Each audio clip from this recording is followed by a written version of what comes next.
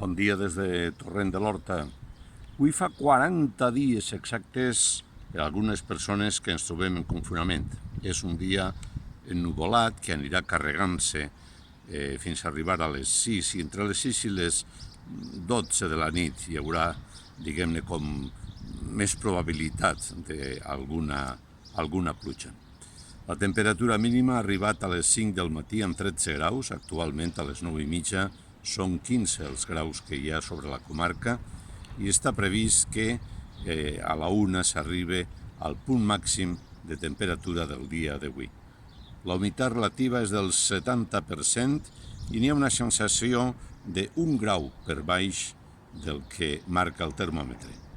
L'índex de raigs ultraviolats és el màxim, és de 7, en una escala de 7.